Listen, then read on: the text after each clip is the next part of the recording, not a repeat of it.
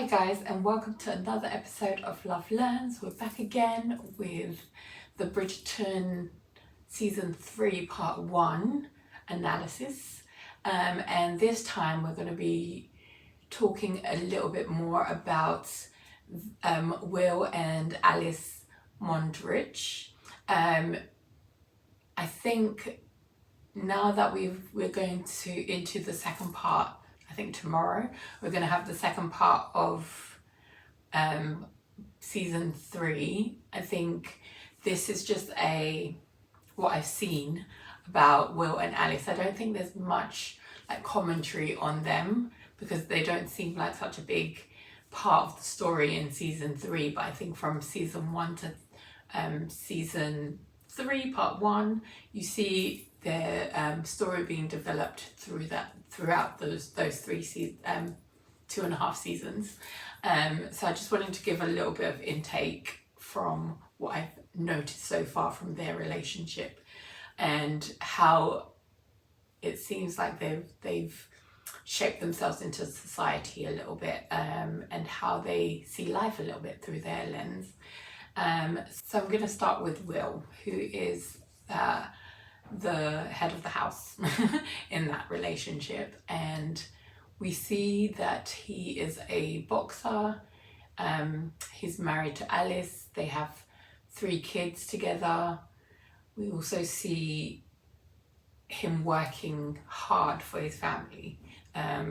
He's ambitious. He wants to own his own club. He wants to be able to provide for his family, but his characteristics, we see a lot of loyalty, we see a lot of I'm here for my people, and he's very much a character who is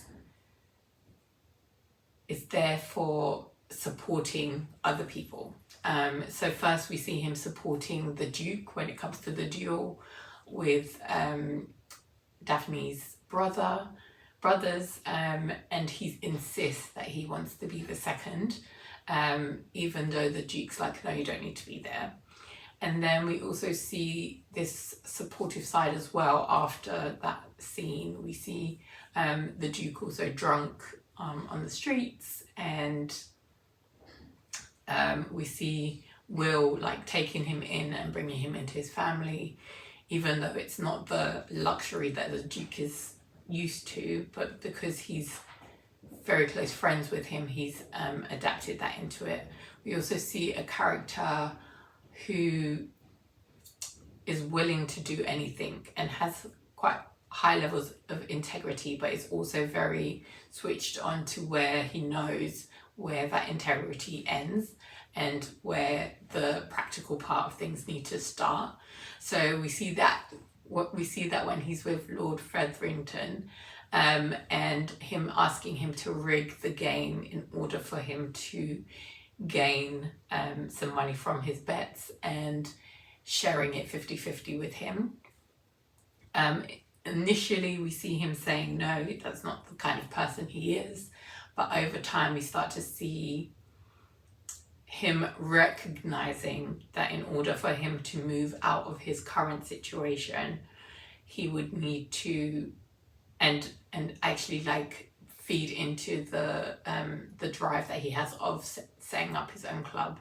We see him give into this deal in order to see himself grow within society because of his insecurities that he has of where he's at in society. When I was doing a bit of background work on this character, I came across Bill Richmond, who is basically the inspiration for this character, and he was a soldier who grew up in America.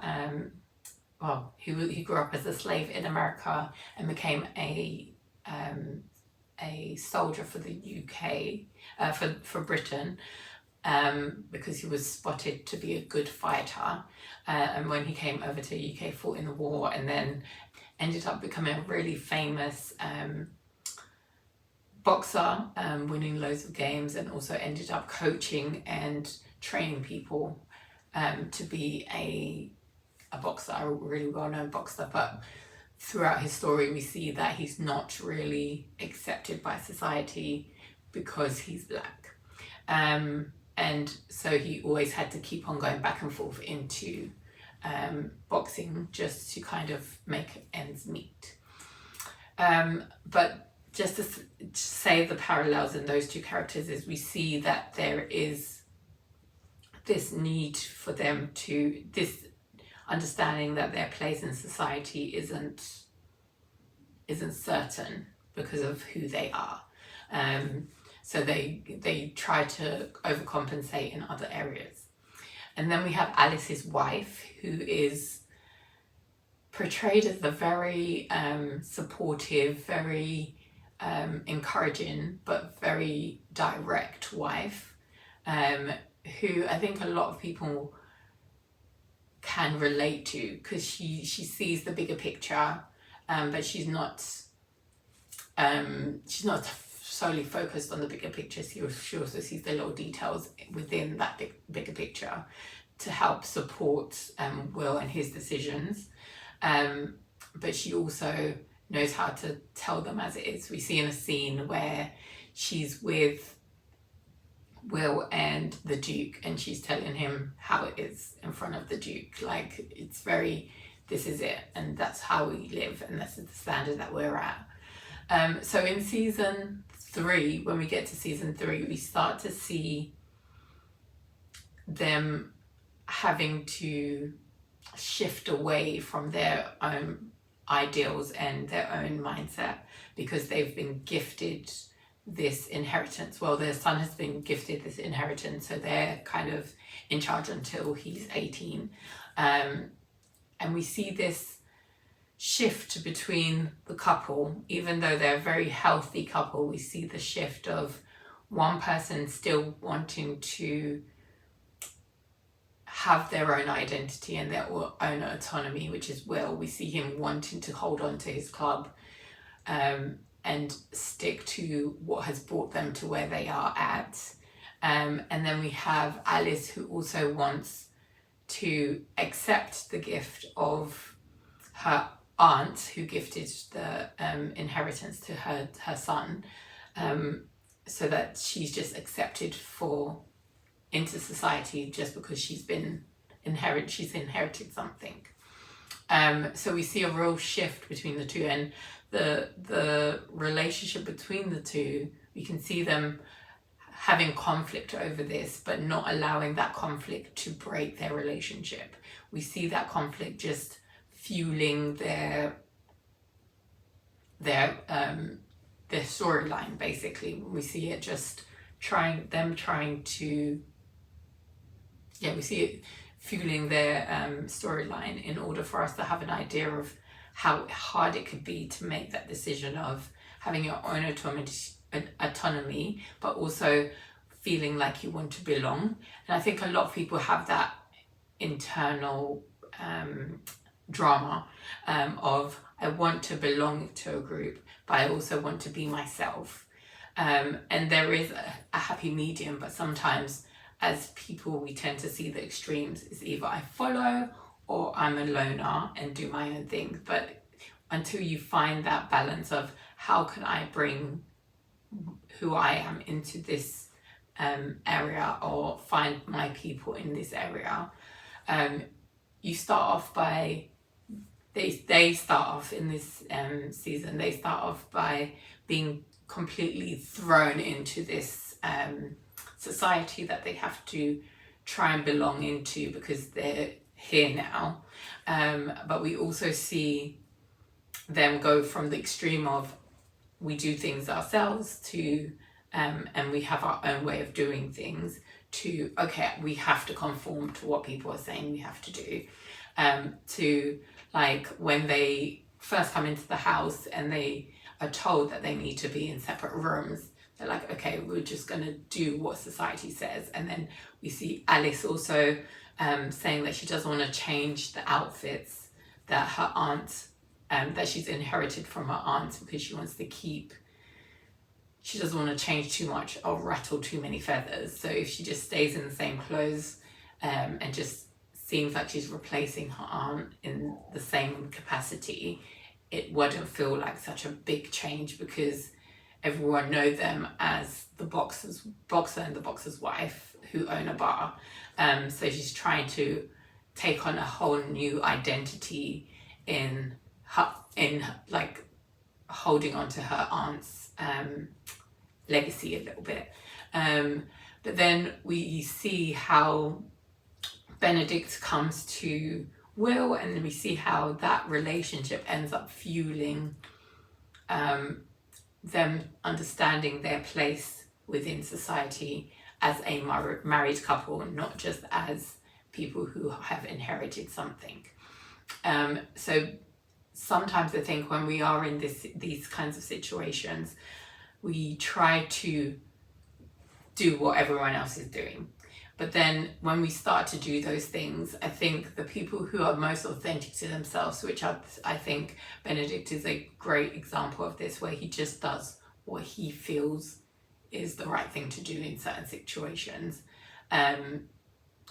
Those authentic people can recognize when someone else who has been living a life quite openly and quite authentically before the change, they can recognize this isn't you, this isn't what it should look like. So just pointing to them how in this environment, how people are doing it, but still being authentic to themselves, empowers Will and to go to Alice and say, actually, we don't have to sleep in separate rooms. We're married, we're a married couple, and we can do our own thing within this environment. And I think by doing that, he was trying to take control of his ideas of what his place in society means. And I think there was a real character development in that sense of, actually, we have a place here. We've been gifted this, but we need to accept that this is our place. So you can see that part developing, but then you see the clash of when Will, as a bar owner who's always wanted to have his own bar, is being asked to give that up. So something that he's worked hard for is being questioned and is being torn apart from him.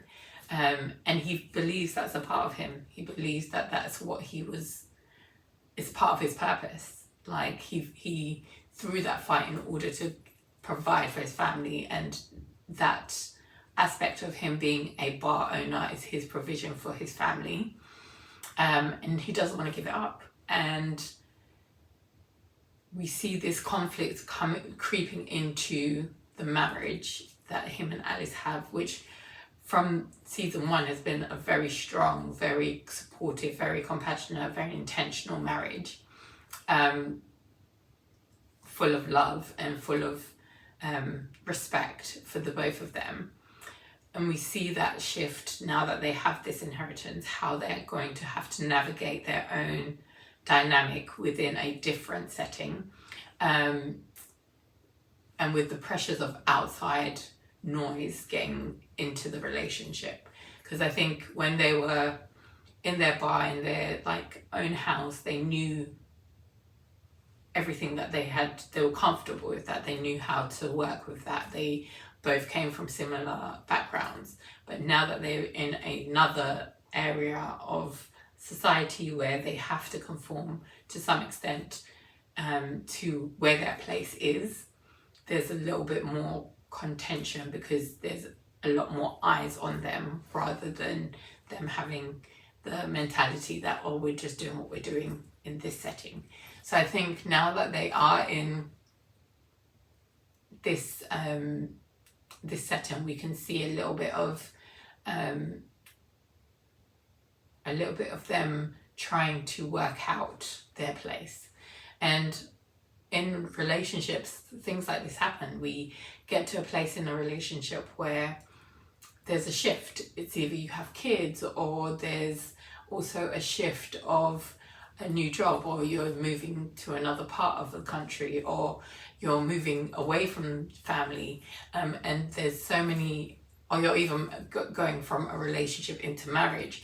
There's expectations from outside people that can penetrate the relationship if you guys are both not on the same page. And I think we don't see that in this part of season 3. We don't see the development of them trying to figure out what their like mission statement as a couple is, whereas before season 3 they had it locked down. They knew exactly what their lifestyle was going to be like, so there was an understanding of what things are. But I think in this scenario, because they don't have that, they're both as individuals trying to hold on to something, but it's not compatible with each other in this sense. But with time they can work this out. But I think at this sense they're both trying to figure out where they stand as individuals within this society, but still not fully giving the relationship as a whole place in those conversations. So Will still wants to be the independent who still provides for his family, and Alice wants to be the lady who enjoys the gift that she's been given. But with time, I think maybe in the second part of season 3 we might see the development of how they get over that conflict between themselves and also between each other in the relationship. So I think for Will, he's having a real struggle with understanding how his value is connected to doing things and connected to results. And with Alice, we see her understanding that she can be who she is within that space, and she doesn't need to conform to the way her aunt used to do things, but she can be herself within those environments, and it's welcomed, and she's very much enjoying that aspect of life. So how it's going to play out, we don't know, but it will be nice to see Will being able to still be a bar owner in some shape or form, but still being accepted into society. Either he's an owner and he just like hires extra staff in order to do the day-to-day things, but he still has a large input into things, but is still like looking over things, just like how all the other lords look after their properties. Maybe that could be something he can adjust to, and start enjoying his relationship with Alice again, and not have that conflict of who am I in this space, what do I bring to this space, and kind of drop the mentality of what I do determines my my results or determines who I am.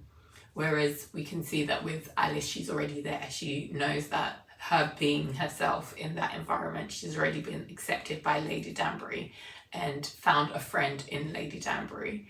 And I was hoping that maybe we'll be able to find that in Benedict, because he's also being himself within his family, because he doesn't really conform to, okay, we have to get married at this point, or we have to do this, or we have to do that. But as a man, he probably has more relaxed views around it anyway, like the society has relaxed views around that anyway. So it is a very interesting couple to look at, because they do bring out very interesting parts of themselves into this relationship, into this storyline, but I do feel like they haven't been given enough space. I know Bridgerton is based on the books, and the books, they're not even in the books, but it's nice. I feel like they do deserve a bit of a spin-off show, because there's so much richness in their relationship and the battles that they're facing as a couple